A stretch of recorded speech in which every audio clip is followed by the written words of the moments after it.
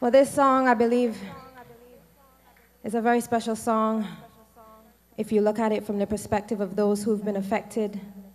Everybody needs to see these people from the eyes of the heart. Let's not discriminate, okay?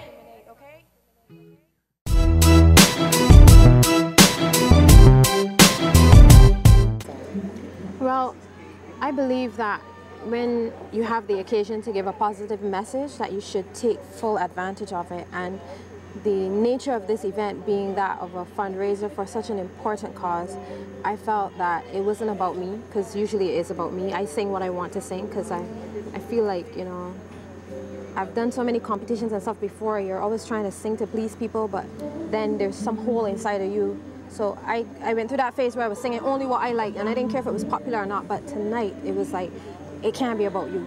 It can't be about me. It has to be about the cause and sending the right message that people would want to come back again and give again.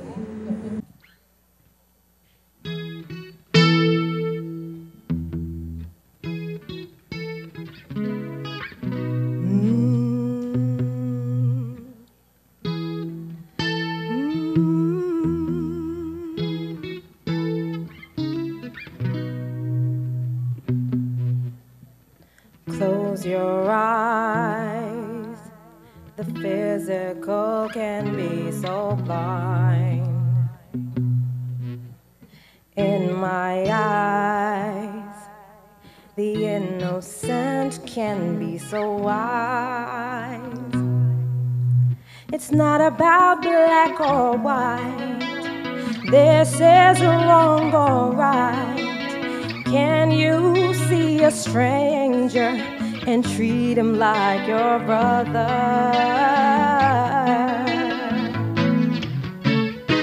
Love don't start with the eyes, it starts with the heart. Love deep down inside, and know that you have the chance to make a choice, to make a change. So make the choice and look with the eyes of your heart.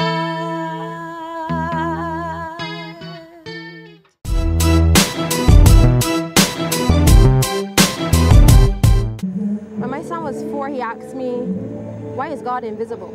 You know, so it might not be a conversation you might want to have with a 4-year-old, but he asked the question. So you have to know your child and determine when you're going to discuss these things, but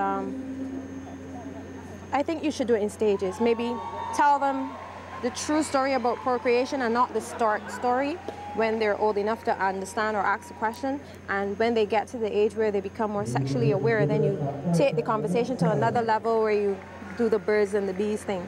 But it should be progressive, and you should do it.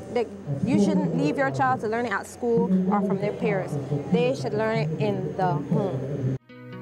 If we are all God's children, the logic is so simple.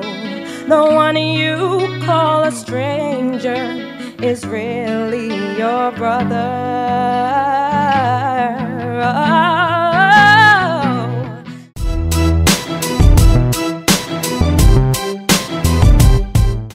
I think that as a parent, I've been very lucky. My son is such an angel. Like, you know, there'd always be this one child in the class that's naughty and always doing silly little things and getting in trouble, and you would be like, don't play with that person. And I remember I did that to my son one time, and he said, but you know, mommy, if I don't play with him, he doesn't have any friends, because it seems everybody's mommy told him not to play with him.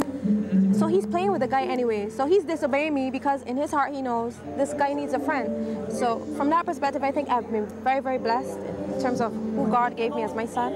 But for sure, parents need to take advantage of every moment that they're with their child. It's the quality of the time to make sure that they instill those types of values in them. I always say things like, be responsible, take responsibility. And me, he's like 6.